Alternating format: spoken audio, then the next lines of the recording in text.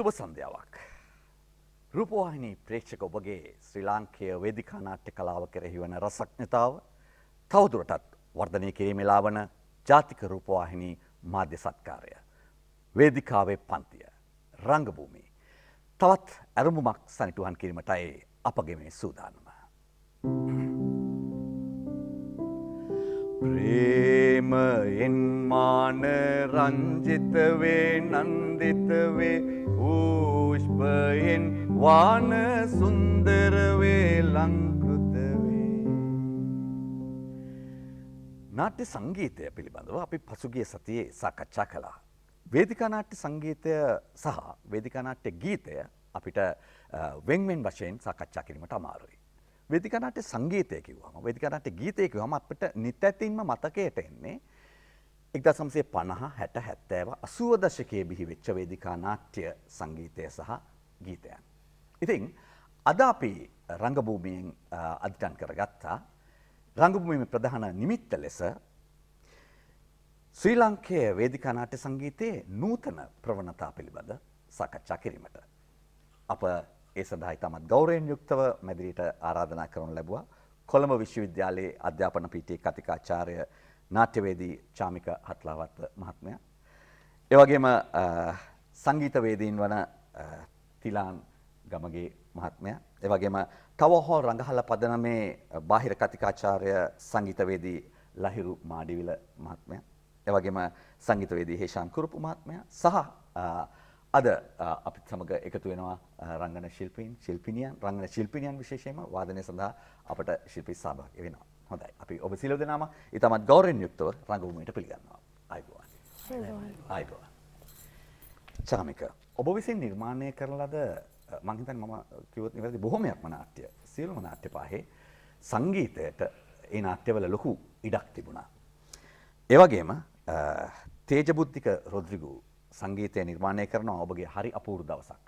ඒට හොඳම සංගීත නිර්මාණය සඳහා සම්මාන ලැබෙනවා රාජ්‍ය නාට්‍යවලදී. ඒ වගේම තවත් නාට්‍ය දෙකක් ලහිරු මාඩිවෙල විසින් මකරට ඒ වගේම තිලංක ගමගේ විසින් රජාමන් වහලා. මේ නාට්‍ය තුනටම ඔබගේ මේ නාට්‍ය නිෂ්පාදනය තුනටම රාජ්‍ය නාට්‍යවලදී හොඳම සංගීතයට හිමි සම්මානය ලබනවා.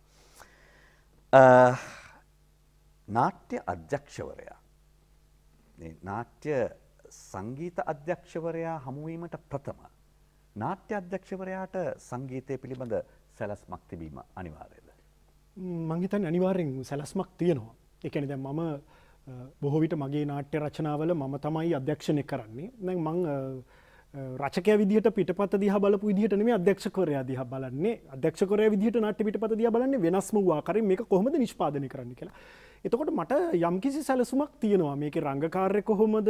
මේකේ සංගීතය, පසුතල, මේකේ ඇඳුම් පැළඳුම්, අංග රචනය, රංග වින්‍යාසය මේ සියලුම දේවල් පිළිබඳව මට යම්කිසි සැලසුමක් තියෙනවා. සැලසුමක් තියෙනවා.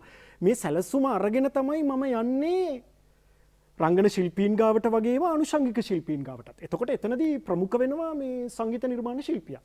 දැන් මම කියන්නේ මේ සැලැස්ම මම අරන් ගියාට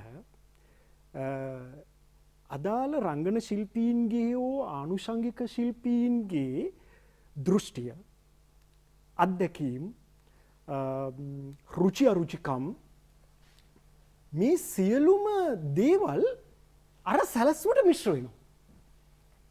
එතකොට මගේ සැලැස්ම ඒ විදිහට මට ක්‍රියාත්මක කරන්න වෙන්නේ නැහැ.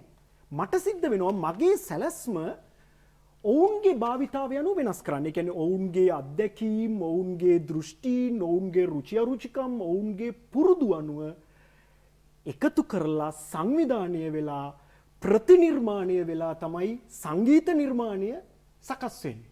එතකොට අන්න මට සිද්ධ වෙනවා ඒ ඔවුන්ට අනුගත වෙන්න.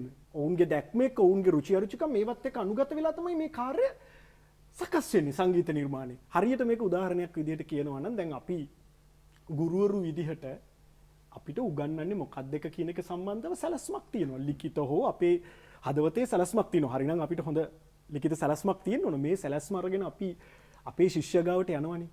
අපේ ශිෂ්‍ය ගාවට ගිහලා අපි මේක බලෙන් පොවන්නේ නැහනේ. අපිට මොකද සිදු වෙන්නේ? ඒ දරුවගේ අත්දැකීම්, මේ දරුවගේ වටපිටාව, ඒ දරුවගේ රුචි අරුචිකම්, මේ දරුවගේ පුරුදුත් එක්ක අපේ පාඩම් සැලසුම වෙනස් කරගන්න වෙනවා. සංවර්ධනය වෙනවා. එතකොට ඒවත් එක්ක එකතු වෙලා තමයි ඉගෙනීම් ක්‍රියාවලිය සකස් වෙන්නේ. මෙන්න මේක තමයි මගේ භාවිතාව. ඔව්. තිලංක ඔබගේ සංගීත නිර්මාණයන් සඳහා වේදිකාව තුළ සම්මාන ලබනවා මිහිරි සිරිතිලකගේ ආයනු ආයනු, එවැගේම සමන් චන්දනගේ රන්සි බන්සි, එවැගේම ලසන්ත සිල්වා කෝච්චියේ එනකම්, කොරළගේ සමන්ගේ අජරාමර, මාලා කුමාරිගේ ෆ්‍රෙන්ඩ්ස්, එවැගේම චාමික හත්ලහවත්තගේ රජාමන් වහලා රාජ්‍ය ළමා නාට්‍ය උළෙල, යෞවන සම්මාන උළෙල සහ රාජ්‍ය නාට්‍ය උළෙලේ ඔබ හොඳම සංගීතඥයා ලෙස සම්මාන ලබනවා. ඒ වගේම ඔබට ඔබගේ රංගනයන් සඳහා රාජ්‍ය සම්මාන ලැබිලා තියෙනවා. දැන් ඔබ වේදිකාව මතට අපූර්ව දෙයක් ඉදිරිපත් කරනවා වේදිකා නාට්‍ය වලට. ඔබ මේ ඇක්ටිං ඔකෙස්ට්‍රා එකක්.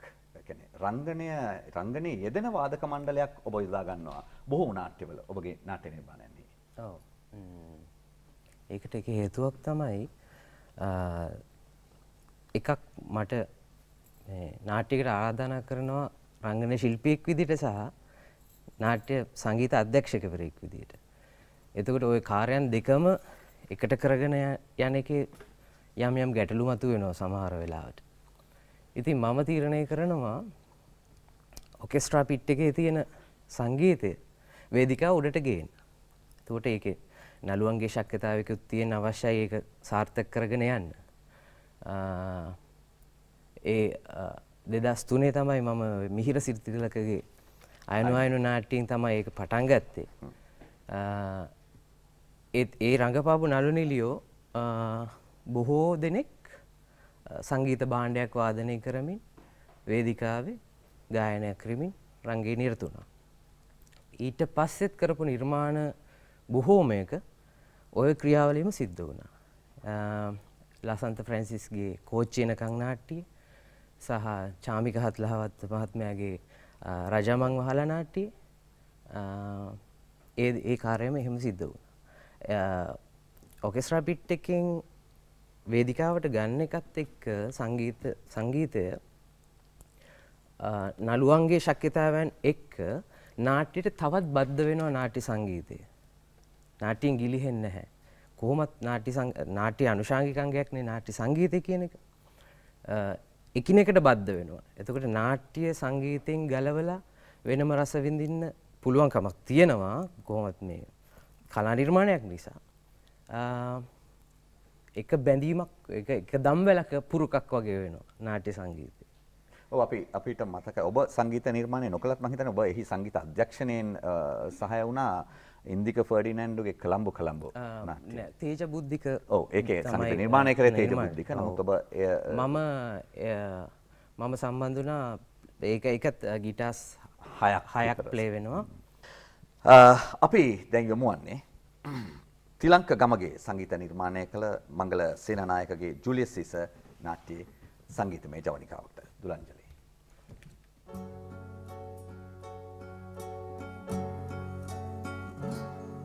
ඔබ එදාගය කළ මාරෝ සපුවේ නාමයෙන් ප්‍රේමයේ මහිම කියන්න ඔබ දෙවරු නාමයෙන් දැවුගේ මදසත කියන්න දැවුගේ මදසත කියන්න හිමි සඳ දැවුගේ මදසත කියන්න දැවුගේ මදසත කියන්න හිමි සඳ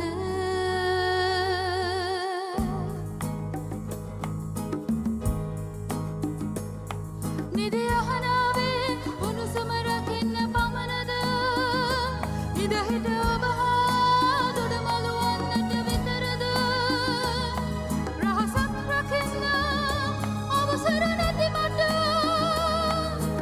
ඔබේ හදවතේ තව ඉඩ කොපමණ තිබේද පිරිඳ නොවේ නම් කියන්න හිමි සඳ පිරිඳ නොවේ නම් කියන්න හිමි සඳ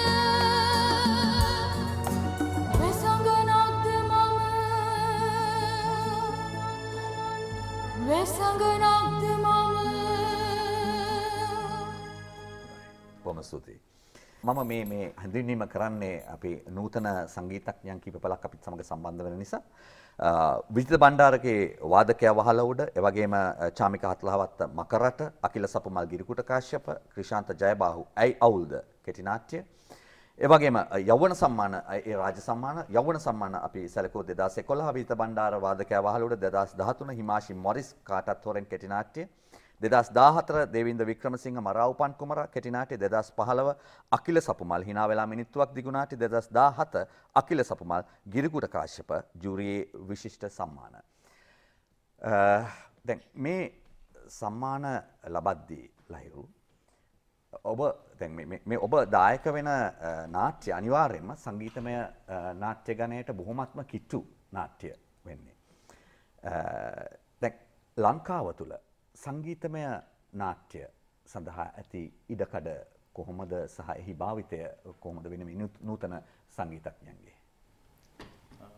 විශේෂයෙන්ම ඒ කියන්නේ සංගීතමය ආකෘතිය කියන එක ජයනත් අයියා අපි තීරණය කරගන්නවා චාමික අයියා මුලින්ම කතා කරා වගේම පිටපත් රචකයා නැත්නම් අධ්‍යක්ෂවරයා පිටපත ලියන කාලේ සිටම අපිට තීරණය කරන්න පුළුවන් මේ සංගීතමය නාට්‍යයක් ඔස්සේ දිව යන නිෂ්පාදනය වෙනවාද නැත්නම් පසුව නිෂ්පාදන ක්‍රියාවලියේදී මේ සංගීතය අපිට එකතු කරන්න පුළුවන්ද කියන කාරණාව ඔස්සේ ඒ කියන්නේ කොටස් දෙකකට බෙදා ගන්න පුළුවන්. ඒ කියන්නේ මියුසිකල් එකක් කරනවාද මේක පසුව අපිට පසුබිම් සංගීතය ගීත යොදලා ඒක එකතු කරන්න පුළුවන්ද කියන කාරණාවත් එක්ක. එතකොට 2000 දශකයේ මම වැඩ කරපු සහ මම දැකලා තියෙන නාට්‍යවලට සාපේක්ෂව මට හිතෙන්නේ වර්තමානයේ සිටින සංගීත නිර්මාණ ශිල්පී වේදිකා නාට්‍ය සංගීත නිර්මාණ ශිල්පීන් ඉතාම හොඳ මානයකට ගමන් කරන බවක් මට පෙනී යනවා. විශේෂයෙන්ම දැන් වාදකයා වහලුඩ එස්.එම්. විජිත බණ්ඩාරගේ වාදකයා වහලුඩ වගේ නාට්‍යයක් ගන්නකොට අපි දන්නවා ෆිඩ්ල් ඔන් ද රූෆ් කියන පරිවර්තනයේ සිංහල අනුවර්තනය තමයි චූලා කාරිවසම් විසින් අනුවර්තනය කරපු. එතකොට වාදකයා වහලුඩ නාට්‍යයේ අපි දන්නවා වයලින් වාදකෙක් ඉන්නවා. වයලින් කොට වයලින් නෙමෙයි ෆිඩ්ල් කියන ඉන්ස්ට්‍රුමන්ට් එක. එතකොට ඔහු විසින් නාට්‍යයේ වරින් වර ඔහුගේ ෆිඩ්ල් වාදනය යොමු කරනවා. එතකොට එහි ගීත ගණනාවක් තිබෙනවා. අපි කියනවා මියුසික් සෙග්මන්ට්ස් ගණනාවක් තිබෙනවා. එතකොට සංගීතමය ආකෘතියක් තුළින් මට සිද්ධ වුණා මට හැකියාව ලැබුණා ඒ සඳහා ලොකු සපෝට් එකක් දෙන්න නිර්මාණ භාවිතාව පර්යේෂණාත්මක අත්හදා බලන්න. විශේෂයෙන්ම චාමික හත්ලාවත්තගේ මකරට සහ බෝම්බයක් ඉතුරුයි වගේ නාට්‍යවලදී ඒ සංගීතමය ආකෘතිය වෙනත් පැත්තකට මගේ තියෙන දක්ෂතාවයත් එක්ක මට යොමු කරන්න හැකියාව ලැබුණා. කෙටි නාට්‍ය ගැන කතා කරද්දී අපි දන්නවා 2019 වර්ෂයේ රාජ්‍ය නාට්‍ය උළෙලේදී හේෂන් කුරුප්පු අධ්‍යක්ෂණය කරපු බෝම්බ ගැහුවට කමක් නැහැ සින්දු කියමු වගේ කෙටි නාට්‍ය අද අපි ඒ ගැන සාකච්ඡා කරනවා. එවැනි නාට්‍ය මේ සංගීතමය ආකෘතියේ නවමු පෙරලියක්, නවමු අත්හදා බැලීමක්, නවමු පර්යේෂණාත්මක පන්නරයක් සහිතව හේෂන් කුරුප්පු එය ඊටාම කදිමට මනාවට සංගීත නිර්මාණය කරමින් අධ්‍යක්ෂ කාර්යයත් මුහු කරමින් බොහොම ඉතාමත් අපූර්වට සංගීත නිර්මාණය කරලා තියෙනවා. ඒ සඳහා ඔහුට ඇගීමකුත් ලැබුණා රාජ්‍ය නාට්‍ය උළෙලේ. එතකොට මම දකිනවා මම සම්බන්ධ වෙච්ච Indika ෆර්ඩිනෑන්ඩුගේ The Irresistible Rise of Mr. Sinyo සහ ඔහු විසින් නිෂ්පාදනය කරපු කලම්බු වගේ නාට්‍යත් මේ සංගීතමය ආකෘතියේ එක්තරා පැතිකඩවලට ගමන් කරමින් තිබ්බ නාට්‍ය. සම්පූර්ණ නාට්‍යයේම සංගීතම ආකෘතියෙන් හෙබි නොවුනත් ඔහුගේ තිබෙන ගීත ගායනා අපි කියන බෑග්ග්‍රවුන්ඩ් මියුසික් බෑග්ග්‍රවුන්ඩ් බීට්ස් ඔහු නාට්‍ය සඳහා මුහු කරන ආකාරය සහ රංග වින්‍යාසයත් සමගින් මේ සංගීතය මුහු කරන ආකාරය තුළින් ශ්‍රී ලංකාවේ වේදිකාවේ සංගීතමය ආකෘති සහිත නාට්‍ය වල යම් ප්‍රවණතාවයක් අපි දකිනවා.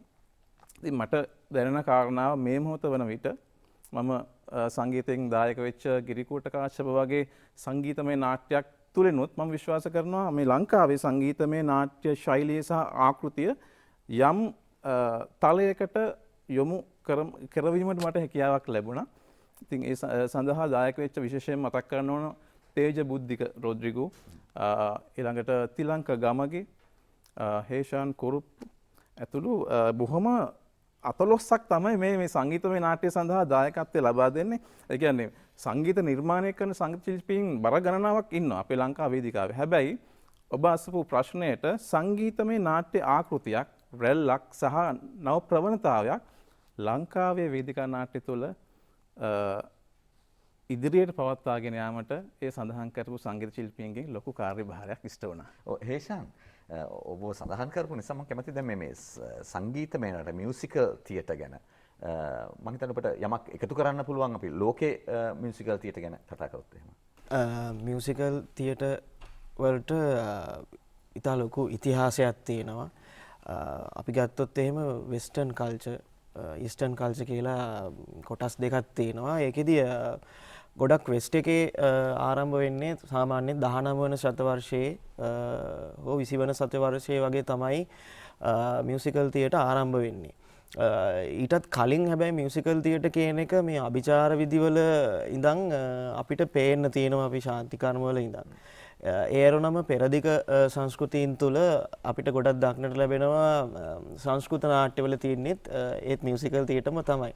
ඔබතුමා වැඩසටහන ආරම්භයේදීම කිව්වා 1900 ගණන් වල ඉඳලා ලොකු ප්‍රවණතාවක් තිබුණා කියලා. ඔව් ඒක ඇත්ත. ඒන්නේ මියුසිකල් තියටර්ම තමයි. ඉතින් මේක ඇවිල්ලා කියන්නේ සංගීතයේ මූලික වෙච්ච රංගනය, එතකොට නර්තනය, මේ හැමදේම මුසු වෙච්ච ක්‍රමයක් තමයි මේ මියුසිකල් තියටර් කියලා කෙටියෙන් හඳුන්වන්න පුළුවන්. නූතන නාට්‍යකරුවා අප සියලු දෙනාම නූතනයි. මේ වර්තමානයේ මම හිතන්නේ වේදිකාව හොඳ පරිශනාගාරයක් හැටියට පාවිච්චි කරනවා, විශේෂයෙන්ම සංගීතයත් සමග. හොඳයි. අපි දැන් යමු වන්නේ ලහිරු මාඩිවල සංගීත නිර්මාණය කළ අකිල සපුමල්ගේ ගිරිකූට කාශ්‍යප නාට්‍ය සංගීතමය ජවනිකාවකට. දිනුපා ඔබටයි ආරාධනාව.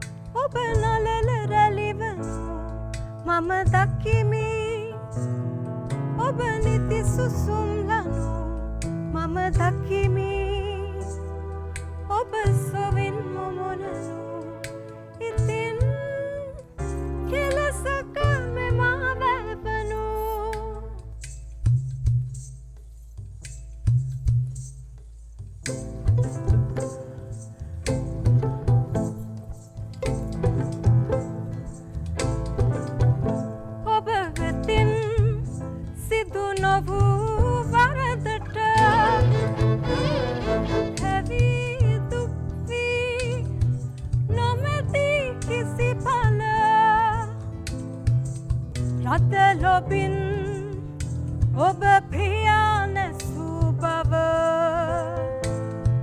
නොඅද හති නොඅද හති නොඅද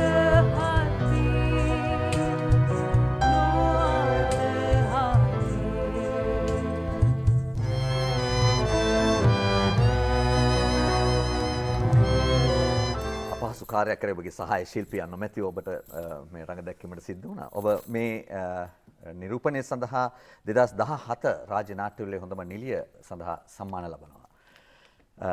දිනුපා දශක ගණනාවකට පෙර නාට්‍ය සංගීතය සහ වර්තමාන නූතන නාට්‍ය සංගීත භාවිතය පිළිබඳව ඔබගේ අදහස කොහොමද? ඔව් ඇත්තටම ගොඩක්ම අතීතයට යනකොට අපිට නූර්ති නාටකම් වගේ දේවල් ඒ නාට්‍ය කලාව ගැන කතා කරනකොට ගොඩක් වෙලාවට දකින්න හම්බ වෙනවා ටිකක් වැඩිපුර ඉන්දියානු ආభాෂයක් මං හිතන්නේ. හැබැයි දැන් වෙනකොට මං හිතනවා ඊට වඩා මට හිතෙනවා මේ ඉන්න බොහොම තරුණ මේ සංගීතඥයන්ගේ නිර්මාණ රස විඳින්න ලැබිලා තියෙනවා. මටත් අවස්ථාව ලැබිලා තියෙනවා. ඉතින් මට පේන කාරණා තමයි ඔවුන් ශ්‍රී ලාංකික සම්ප්‍රදායක් ගොඩනගන්න උත්සාහ කරනවා කියලා මට නම් හිතෙනවා. ඒක හරිම සතුටුදායක තත්ත්වයක් විදිහටත් මම දකිනවා. බොහෝ ලෝකේ ගොඩක් රටවල් වල කියන්නේ මම හිතන්නේ බටහිරින් උනත් ආభాෂය ලබාගෙන නිර්මාණ කරනවා දකින්න හම්බ වෙනවා. ඒ වගේම මම කිව්වා වගේ අපේ ජන සංගීතය ඊට පස්සේ සමහර වෙලාවට භාරතීය ආభాෂය ඒ හැමදේම කැටි කරගෙන නවමු ආරයක් ගොඩනගා ගන්න උත්සාහ කරන බවක් පේනවා මේ කාලේ. ඉතින් මම දැන් මේ ඉදිරිපත් කරපු ගිරිකූට කාශ්‍යප නාට්‍ය මම හිතනවා මේ නාට්‍ය සංගීතය ගැන කතා කරනකොට ඒක මම හිතනවා සම්දිස්ථානයක් අපේ නාට්‍ය කලාවේ. මොකද ඒක සංගීතමය නාටකයක්. සංගීතය භාවිතා කරගත්තට නාට්‍ය ඇතුලේ මම හිතනවා මෑත කාලේ බිහි වෙච්ච ඒ කියන්නේ සම්පූර්ණයෙන්ම ගීතයෙන් තමයි නාට්‍ය දිව යන්නේ. දෙබස් එහෙම කියලා විශේෂයෙන් අඩංගු වෙන්නේ නැහැ. සියල්ලම නාට්‍යයේ මුළු කතාවම දිගහැරෙන්නේ මේ ගීතෙන්. ඉතින් මම හිතනවා ඒක හරිම අභියෝගාත්මක කාරණයක් වුණා ලහිරු මාඩිවිලාගේට. අපිට රංගන ශිල්පින් විදිහට අපිටත් මෙතන තිලංකා අයියත් ඉන්නවා. තිලංකා අයියත් රංගනයේ දුන.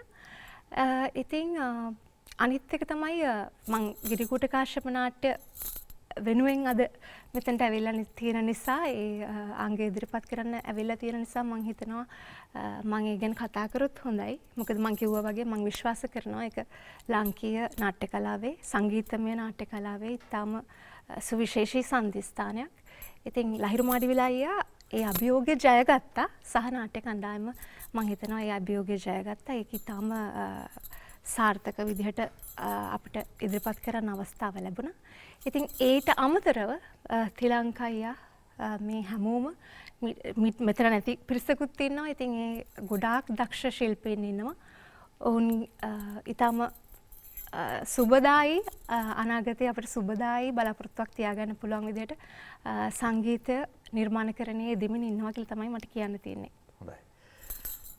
හේෂාන් ඔබ සිංහල කෙටි නාට්‍යාංශයෙන් ඉෂාන් කුලතිලකගේ ද ස්මෙල් නාට්‍ය සඳහා රාජ්‍ය නාට්‍යවලේ සම්මාන ලබනවා. ඒ වගේම දෙමළ කෙටි නාට්‍ය රාජ්‍ය නාට්‍යවලේ භාස්කර් ක්‍රිෂාන්ගේ පාල් නාට්‍ය සඳහා ඉංග්‍රීසි කෙටි නාට්‍ය රාජ්‍ය නාට්‍යවල සචිත් රාහබද්දගේ Wings of Love. ඒ වගේම 2020 රාජ්‍ය කෙටි නාට්‍යවල ඔබගේම නිෂ්පාදනයක් වන ඔබගේ නිර්මාණයක් වන බෝම්බ ගැහුවට කමක් නැහැ සින්දු කියමු නාට්‍ය සඳහා. ඒ වගේම 2019 යෞවන සම්මාන ලහිරු ප්‍රසාද්ගේ Brain Wash දිගු නාට්‍ය විශේෂයෙන්ම Brain Wash නාට්‍ය දෙබස් රහිත නාට්‍යයක්. ඒක දෙබසක්වත් නැහැ. එහි දෙබස් කියන්නේ සංගීතය. ඊට අමතරව සචිත් රාහබද්දගේ එම වර්ෂයේම කැපනම් කෙටි නාට්‍ය සඳහා ඔබ සම්මාන ලබනවා හොඳම සංගීත නිර්මාණ ශිල්පියා ලෙස. වේදිකා නාට්‍ය සංගීතය යම් රාමුවකට කොටු වෙලා තියෙනවා කියලා යමෙක් ප්‍රකාශ කළහොත් ඔබගේ අදහස කුමක්ද? වේදිකා නාට්‍ය සංගීතය එහෙම රාමුවකට කොටු වෙලා තියෙනවා කියලා ඇත්තටම කියන්න බෑ. මොකද දැන් මේ වෙනකොට අපිට ලාංකේය වේදිකා නාට්‍ය කලාව තුළ දකින්න තියෙන නිර්මාණ වලින් අපිට ඒක පේනවා. මොකද සංගීතය ඒ මානයන් සියල්ල බිඳ දාලා ඉතා නිර්මාණශීලී විදිහට සංගීත අධ්‍යක්ෂකවරු පෙළඹිලා තියෙනවා විවිධ අත්හදා බැලීම් වල නිරත වෙන එක. ඒක නිසා ඒක ඇත්තටම එහෙම කියන්න බෑ. ඔබ මං හිතන්නේ හොඳ අත්හදා බැලීම් කරන නූතන සංගීතඥයෙක්. ඔබගේ බෝම්බ ගැහුවට කමක් නැහැ සින්දු කියමු නාට්‍ය ලහිරුත් කිව්වා වගේ මේ කෙටිනාට්‍ය සංගීත භාවිතයේ හොඳ සන්ධිස්ථානයක්. අපි ඒ ගැන කතා කළොත්. මට අවශ්‍යනේ ඇත්තටම කියන්නේ සංගීත නාට්‍යයක් නිර්මාණය කරන්න. මුලින්ම ස්ක්‍රිප්ට් එක ලිව්වේ මුකුත් රයිම් කරලා නෙමෙයි ලිව්වේ. කිසිම මේ තාලයක් මුකුත් නැතුව නිකම්ම දෙබස් වලින් රචනා කරේ. ඊට පස්සේ එහෙම නළු නිලියොත් එක්ක වැඩ කරා. ඊට පස්සේ ටික කාලයක් යද්දී ඒගොල්ලන්ටත් මට තේරුණා ඉතා විශාල පුහුණුවක් දෙන්න අවශ්‍ය වෙලා තිබුණා. මොකද මේක මේ සිං කර ඊට පස්සේ ඩාන්ස් ඇඩ් කර මේ ඔක්කොම කරනවා කියලා කියන්නේ මේ නළුවෙක්ට නිලියෙක්ට හරීම ලොකු අභියෝගයක්. ඒක මං හිතන්නේ ශේෂ්ත්‍ර වල නිරත වෙන ඕන කෙනෙක් ඒක කියයි. ඉතින් සමහරවිට බ්‍රීතිං ගැන හිතන්න ඕන. ඒ විතරක් නෙමෙයි හැම දේ ගැනම ඉතා සවිඥානික වෙන්න ඕන.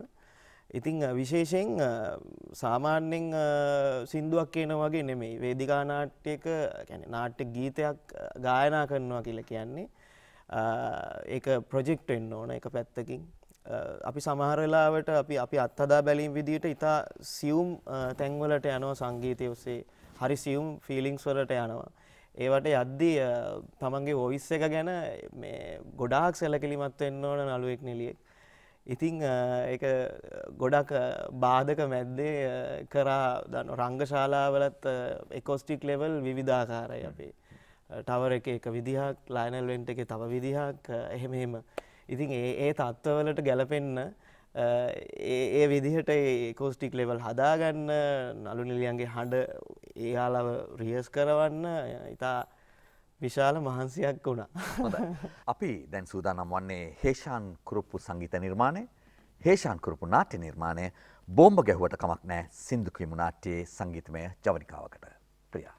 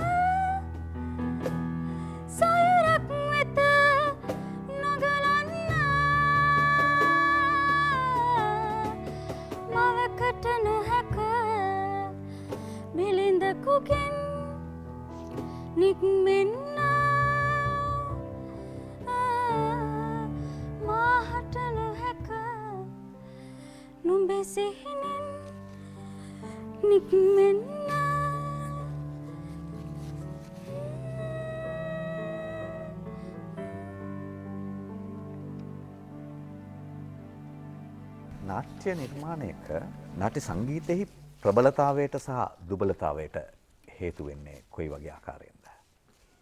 ඇත්ත වශයෙන්ම ගත්තොත් ඇයි අපි නාට්‍ය සංගීතයක් මූලික වශයෙන් නාට්‍යයකට ගන්නේ මොකටද? මම විශ්වාස කරන විදිහට නම් මූලික වශයෙන්ම නාට්‍යයකට සංගීතයක් ඕන අපේ දෙබස් වලින්, වචන වලින්, නළුනියන්ගේ රංගකාරයන් වලින්, ආනුෂංගික අංග වලින් දෙන්න බැරි අර්ථය හැඟීම ලබා දෙන්න.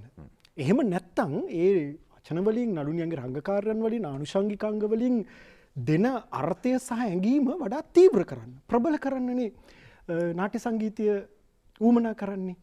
දැන් මේකෙදී එතකොට නාට්‍යයත් එක්ක බද්ධ වුණොත් නාට්‍ය සංගීතය නාට්‍ය සාර්ථක වෙනවා. නාට්‍යයත් එක්ක බද්ධ වෙන්නේ නැතුව ඒක බාහිර සැරසිල්ලක් බවට පත් වුණොත් තමයි මේ නාට්‍ය අසාර්ථක වෙන්න පුළුවන් වෙන්නේ. දැන් මේක මං කියන්නේ මේ නාට්‍යත් එක්ක බද්ධ වෙනවා කියන්නේ නළු නිලියන්ගේ රංගනය ඇතුළු අධ්‍යක්ෂණය ඇතුළු රචනය ඇතුළු සියලුම ආනුෂංගික අංගත් එක්ක සංගීතය බද්ධ වෙන්න ඕන. නැත්තම් බෑ. ඒ කියන්නේ උදාහරණයක් විදිහට සංගීතය නිසා රංගනය පෝෂණය වෙනවා. රංගනය නිසා සංගීතය පෝෂණය වෙනවා. සංගීතය සහ පසුතල, සංගීතය සහ අංගරචනය, සංගීතය සහ රංගාලෝකය, සංගීතය සහ රංග විඤ්ඤාසය, මේ හැම එකක්ම එකක් අනෙකකින් පෝෂණය වෙලා තමයි නාට්‍යයක් හැදෙන්නේ. එතකොට එළියට ගලවලා ගන්න බෑ. එළියට පේනවා නම් සංගීතය විතරක්. සංගීතය ලස්සනයි වගේ පේනවා නම් මං කියන්නේ එතන නාට්‍ය අසාර්ථකත්වයක් තියෙනවා. මේ සියලුම අංග එකට බැඳිලා තමයි මේවා එකිනෙකින් ගලව ගන්න බෑ. එකක් අනිකකින් පෝෂණය වෙනවා. එතකොට තමයි මේ සාර්ථක නිර්මාණය බිහි වෙන්නේ. දැන් හොඳම උදාහරණයක් විදිහට මෙතන අවස්ථා කිහිපයක් ඉදිරිපත් කළානේ. අපේ ශිල්පීන් බොහෝම අර්ථවත් විදිහට හැඟීම්බර විදිහට ගායනයන් රංගනයන් ඉදිරිපත් කළා. හැබැයි මේක දැන් බලාගෙන ඉන්නකොට ප්‍රේක්ෂකයන්ට මං කියන්නේ නාට්‍ය රස විඳිනකොට ලබන අත්දැකීම ලබන්න බැරි ඇයි? ඔවුන්ට ඒ කාර්ය කරනකොට, ඔවුන්ට ඒ ගායනය කරනකොට, ඔවුන්ට ඒ නර්තනය කරනකොට, ඔවුන්ට ඒ රංග කාර්ය කරනකොට ඇයි උපරිමයෙන් කරන්න බැරි? නෑ.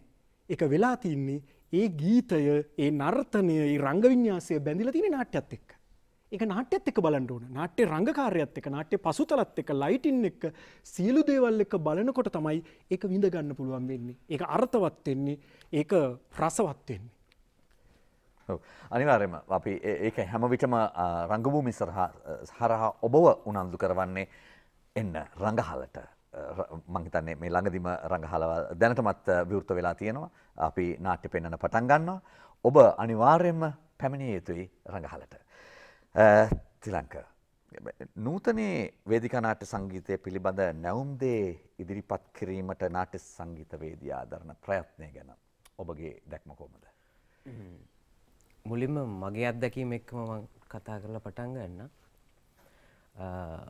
මම ගොඩක් වෙලාවලට උත්සාහ කරනවා සංගීත භාණ්ඩ නොවන දේවල් වලින් කොහොමද සංගීතය නිර්මාණය කරන්න කියලා. එතකොට දැන් ගිටාර් එක ගත්තොත් මේක ගිටාර් එක ඉන්ස්ට්‍රුමන්ට් එකක්. මගේ ශරීරය ගත්තොත් මේක ශබ්දාගාරයක්. එක සංගීත භාණ්ඩයක් නෙවෙයි. වොයිස් එක, බොඩි එක. ඒතර මම ලසන්ත ෆ්‍රැන්සිස්ගේ කෝච් වෙනකන් කෙටි නාට්‍යයේ මම සංගීත නිර්මාණය කරේ කිසිම ඉන්ස්ට්‍රුමන්ට් එකක් පාවිච්චි කරන්නේ නැතුව. ඒකට පාවිච්චි කරේ shopping bag එකක්, කොස්සක්, ඩෙස් එකක් සහ මේ අපේ බොඩි එකෙන් ගන්න පුළුවන් ශබ්ද, වොයිස් එකෙන් ගන්න පුළුවන් ටෝන්ස් ටික ඒව අරගෙන සංගීත නිර්මාණය කරේ. සින්දුත් තියෙනවා. ඉන්ස්ට්‍රුමන්ට් වල සද්දත් ඇහෙනවා. ඇත්ත ඉන්ස්ට්‍රුමන්ට් එක ගිටාර් එකේ සද්ද නෙවෙයි ඇහෙන්නේ. වෙන ශබ්දයක් ඇහෙනවා. ඒක නාට්‍යයට බාධාවක්වත් රස විඳිනට බාධාවක්වත් නැහැ. අනිත් එක තමයි චාමික අයියගේ නාට්‍යයේ රජාමන් වහලා ප්ලේ එකේ මම පාවිච්චි කරන්නේ ගිටාර් එකයි ෆ්ලූට් එකයි විතරයි. සින්දු තියෙනවා ප්‍රධාන වශයෙන් 3යි. අපි සින්දු කොහොමත් 8ක් විතර ප්ලේ කරනවා. එතකොට මම පර්කෂන් මේ ඩ්‍රමින් සයිඩ් එකට පාවිච්චි කරන්නේ බැරල්ස්. ඒ මම අර කියපු මේ ප්‍රැක්ටිස් එකේ කරගෙන යන ප්‍රැක්ටිස් එකේ කොටස. ඒ ඩ්‍රමින් ෆීල් එක බැරල්ස් වලින් ගන්නවා, බොඩි එකෙන් ගන්නවා. ඒ වගේ දේවල්. දැන් හේෂාන්ලා ලහිරුලත් දැන් මොඩර්න් ටෙක්නොලොජි එක පාවිච්චි කරනවා. මොඩර්න් ටෙක්නොලොජි එක පාවිච්චි කරන නාට්‍යයට බොහෝම අවශ්‍ය මට්ටමට. ඔව්. හොඳයි. අපි දැන් සූදානම් වන්නේ තවත් නාට්‍යාංගයකට. තිලංක ගමගේ සංගීත නිර්මාණය, මිහිර සිරිතිලකගේ නාට්‍ය නිර්මාණය අයනු ආයනු.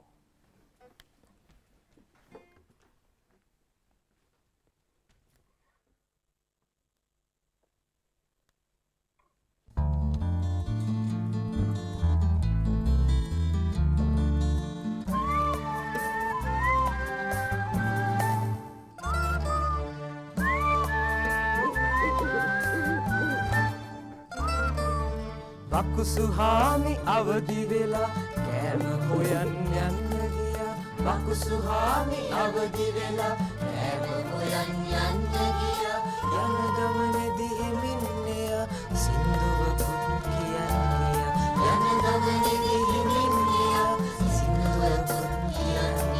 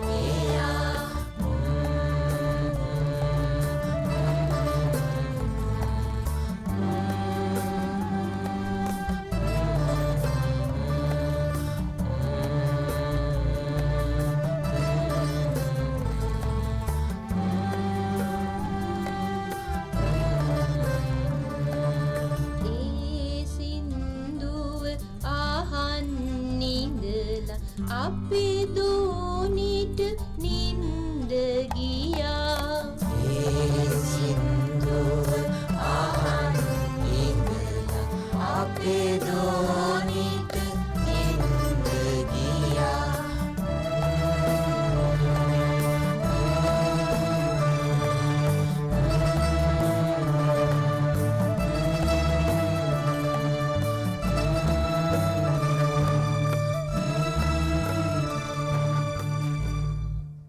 ස්තුතියි.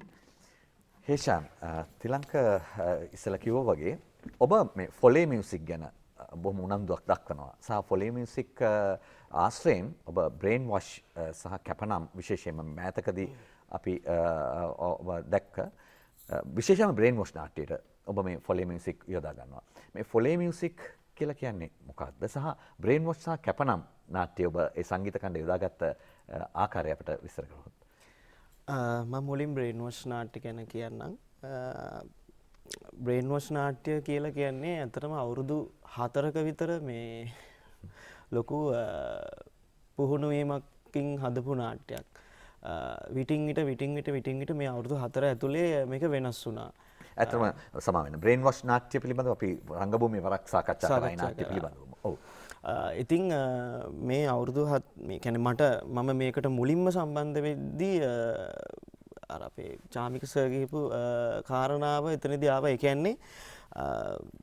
කියන්නේ නාට්‍යෙට පිටින් සංගීතය කියන්නේ සංගීතය වැඩි වුණා. ඊට පස්සේ ඒක නොගැලපීමක් බවට පත් වුණා. පස්සේ ටික මේවා සියුම් කරලා මේවා කපලා කොටලා හැදිලා එද්දී කියන්නේ නාට්‍යයේම අංගයක් එද්දී අවසානයේදී කොහොම හරි හැදුනේ මුළු නාට්‍යයේම ඕඩියෝ එක වුණා මේ මියුසික්. වචන නැහැ. ඒක නන් වර්බල් ප්ලේ එකක්. ඉතින් ඒකට ඒකේ තනිකරම මේ පිටපත ඇතුළු සියල්ලම මේකෙන් පටන් ගත්ත. මේකෙදී යොදාගත්ත එක ක්‍රමවේදයක් අපි දන්නෝ සංඥාර්ථ වේදයේ තියෙනවා විවිධ සංඥා තියෙනවා. සංඥා වලින් විවිධ අර්ථ ගම්ම්‍ය වෙනවා. කියන්නේ රූප වලින් වෙන්න පුළුවන්, ඇතැම් විට ශබ්ද වලින් වෙන්න පුළුවන්. ඉතින් ඒ සම්බන්ධවත් අධ්‍යයනයක් කරලා තමයි ඒකට අද තිබ්බේ. ඒකෙදී අපිට ආචාර්ය ඉන්දික ෆර්ඩිනැන්ඩෝ මහතා උපදෙස් ලබා දුන්නා.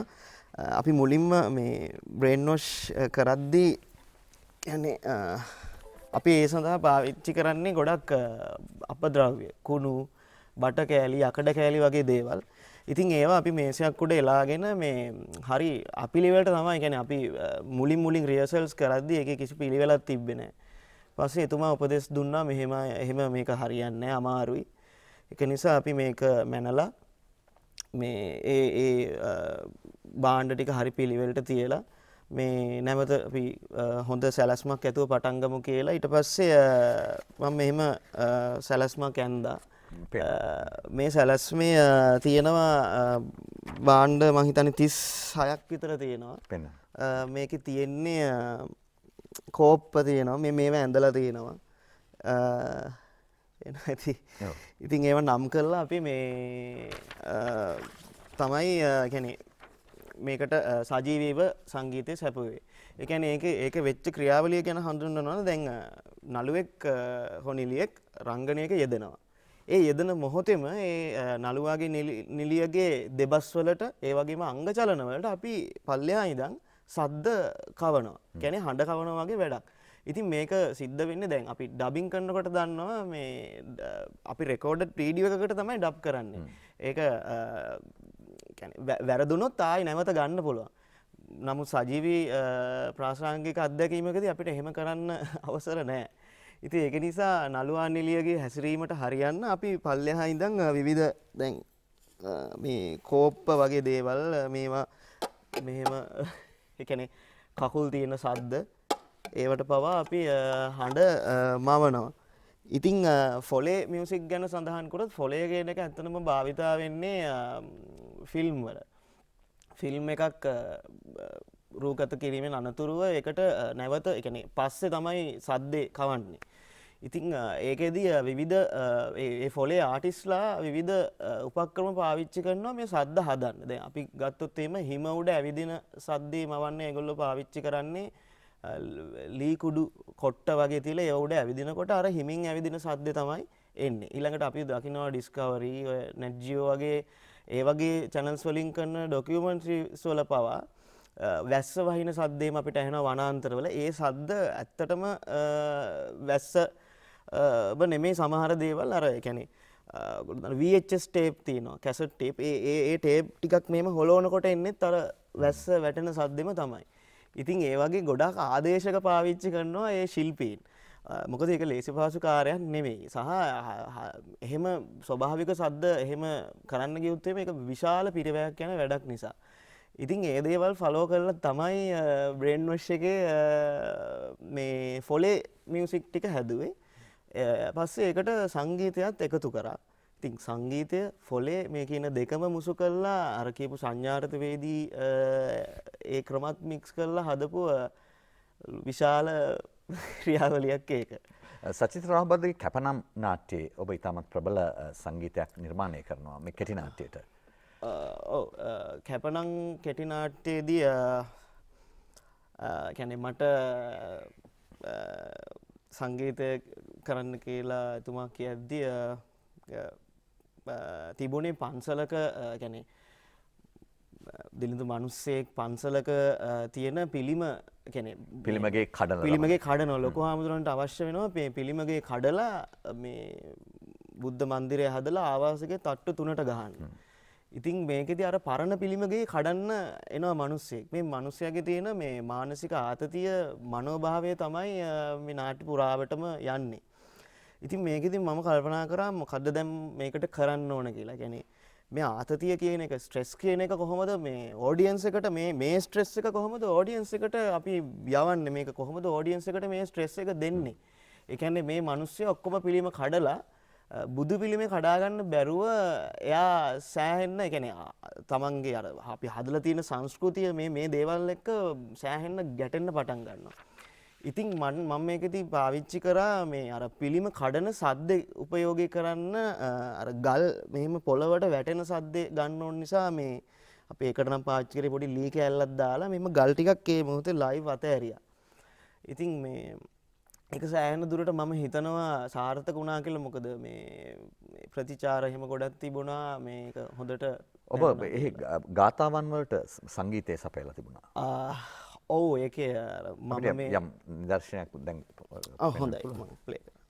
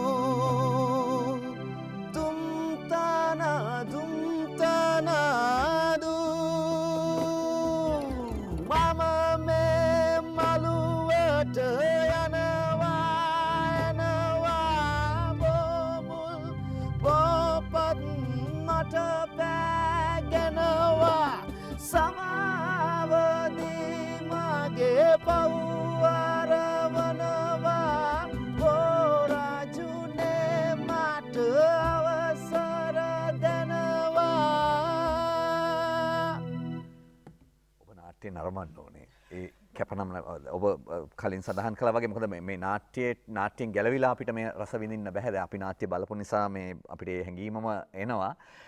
ඒ නාට්‍යයේ අති ප්‍රබල ජවනිකා අති ප්‍රබල සංගීතය අපිව ජීවත් කරනවා. ලහිරු. නාට්‍ය පසුබිම් සංගීතය සහ ගීතය වර්තමාන නාට්‍ය ආකෘතීන් සඳහා බද්ධ වී ඇති ආකාරය ඔබ දකින්නේ කොහොමද? මගේ කලින් කතාවේදී මට යම්කිසි ඕන පූර්ණයක් කරන්න සිද්ධ වෙනවා. සංගීතමය නාට්‍ය ආකෘතිය තුළ නිර්මාණශීලීත්වය ප්‍රකට කරපු මට කියන්න අමතක වෙච්ච සංගීත නිර්මාණ ශිල්පීන් දෙතුන් දෙනෙක් ඉන්නවා තව. විශේෂයෙන්ම ජයහන්ත් ශ්‍රීකාන්තගේ සින්දු පහයි කෝල්ස් පහයි හැපි ජර්නි වගේ නාට්‍යවල සංගීත නිර්මාණය කළ පාලිත් අබේරත්නම ඉතාම ගෞරවයෙන් වෙලා මතක් කරන්න ඕන. මොකද ඔහු දීර්ඝ කාලයක් මුළුල්ලේ එවැනි නාට්‍ය ගණනාවක සංගීතමය ආකෘතියක් සහිතව ඔහු එය නිෂ්පාදන කාර්යයට ඉතාම ලොකු සහයෝගයක් ලබා දුන්න සංගීත නිර්මාණ ශිල්පියෙක්. මෑත කාලේ සුදර්ශන ක්‍රිෂාන්ත අපේ සංගීතවේදියා මතක් කරන්න ඕන. විශේෂයෙන් කෙටි නාට්‍ය ගණනාවක යෞවන සම්මාන උල්ලේ සහ රාජ්‍ය නාට්‍ය උල්ලේ ඔහු දායකත්වය ලබා දුන්නා. ඔහුගේ සපමාගේ ගුතිල කාව්‍ය ගුතිල කාව්‍ය සංගීත නිර්මාණය කර දිල්ෂාන් උම්යංග මතක් කරන්න ඕනේ. ඒ වගේම අකිලගේ නාට්‍යවලම තවත් නාට්‍ය කිහිපයක්ම සංගීත නිර්මාණය කරපු ප්‍රබෝධ බුද්ධිප්‍රිය කියන සංගීතවේදියා මතක් කරන්න ඕන. මොකද ඒ සියලු පිරිසගේ දායකත්වයෙන් තමයි ලංකාවේ සංගීතමය නාට්‍ය ආකෘතියක් වර්ධනය වෙනවා නම් ඔවුන් සියලු දෙනාගේම දායකත්වය ඉතාම මහත් පිටුවහලක් වෙලා තියෙනවා. එතකොට නාට්‍ය සංගීත නිර්මාණයේදී අපිට සාමාන්‍යයෙන් සරල වශයෙන් කඩා ගන්න පුළුවන් නාට්‍ය සංගීත නිර්මාණයට අදාළ වෙනවා බෑග්ග්‍රවුන්ඩ් මියුසික් කියන එක. ඊළඟට ගීත. ඉන් අනතුරුව නාට්‍යයේ සිටින ප්‍රධාන චරිතයන් වලට කියන්නේ ඔවුන්ගේ ගති ලක්ෂණ, ඒ කියන්නේ අපි කියනවා කැරක්ටර් ෆීචර්ස් ඉස්මතු කරන මියුසික් බීට්ස්.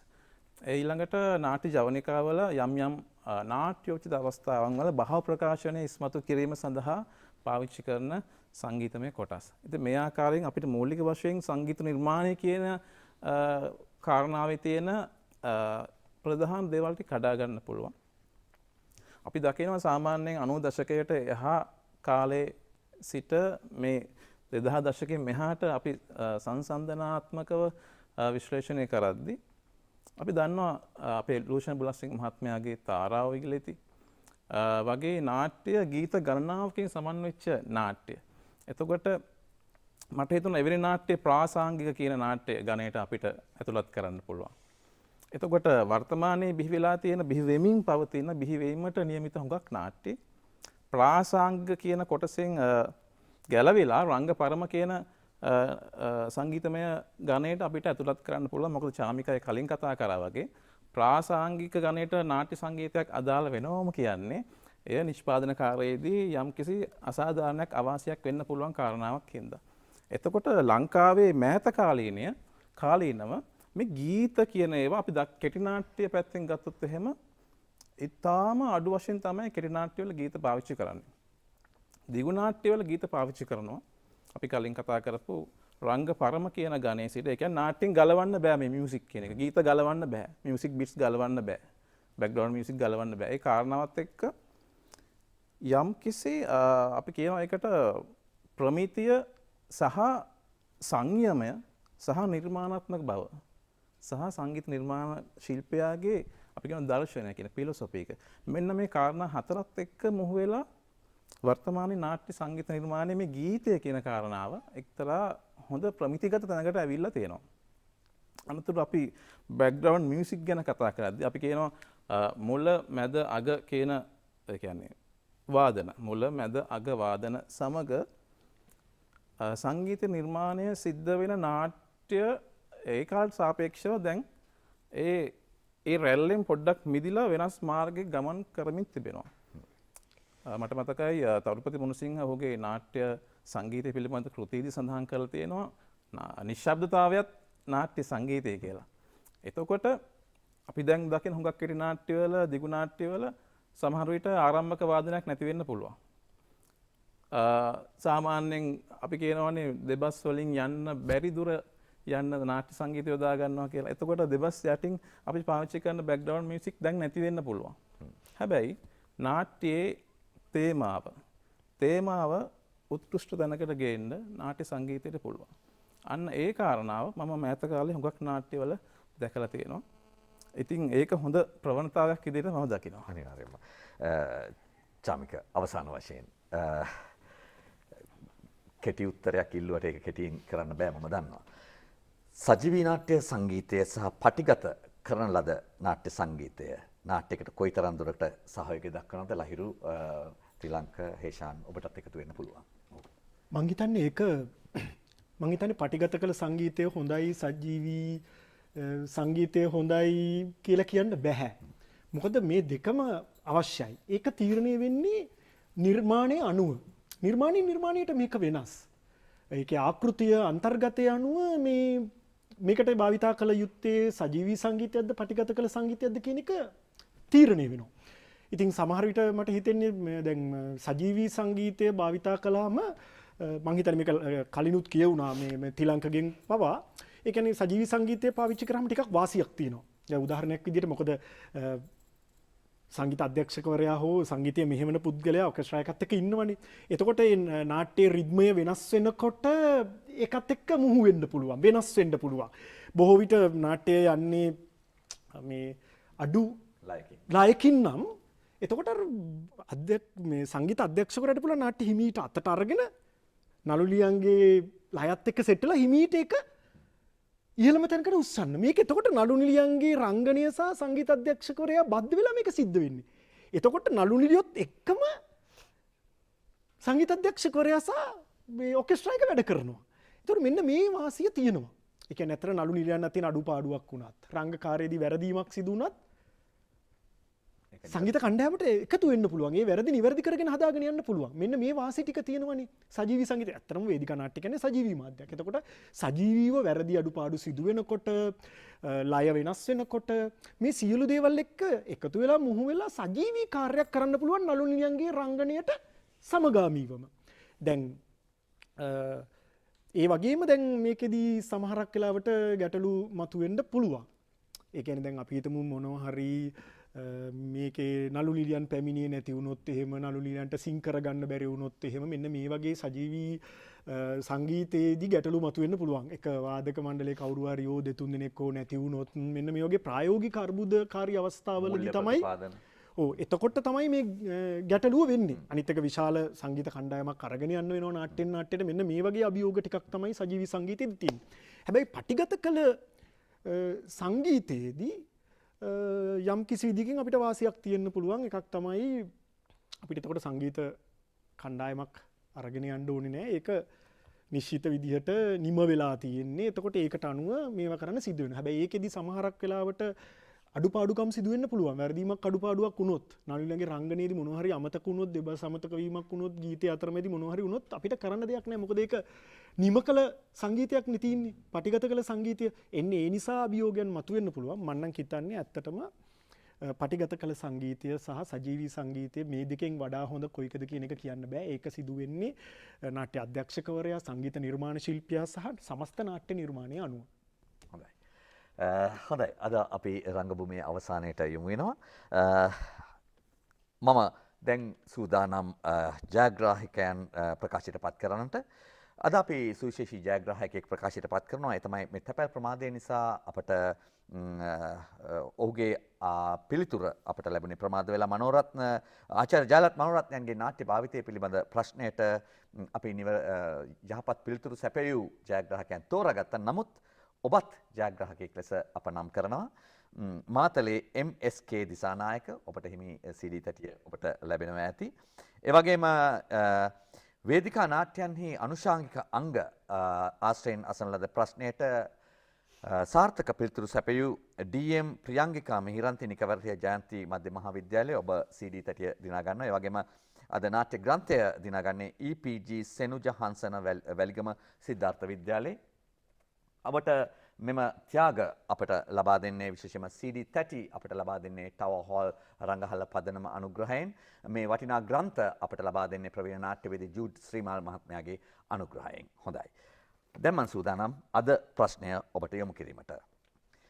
අද ප්‍රශ්නය වේදිකා නාට්‍යයක පටිගත කළ සංගීතය සහ සජීවී සංගීත භාවිතය පිළිබඳ වාසි අවාසි සවිස්තරාත්මකව ලියා එවන්න. වේදිකා නාට්‍යයක පටිගත කළ සංගීතය සහ සජීවී සංගීතය භාවිතය පිළිබඳ වාසි අවාසි සවිස්තරාත්මකව ලියා එවන්න. මෙයයි පිළිතුරු එවිය යුතු ලිපිනය. රංගභූමි නිෂ්පාදක නාට්‍ය ඒකකය ශ්‍රී ලංකා රූපවාහිනී සංස්ථාව කොළඹ 7. දුරකථන අංක 0711යි 34යි 69යි 14. ඒ වගේම ඔබගේ පිළිතුරු සමග ඔබගේ නිවසේ ලිපිනය සහ දුරකථන අංකය සඳහන් කිරීමට අමතක නොකරන්න. හොඳයි. අමතක කරන්න එපා YouTube channel එක තිරේ දැක්වෙන YouTube channel එක ඔස්සේ රංගභූමි විශේෂ දර්ශන ඔබට නැරඹීමට හැකියි. හොඳයි.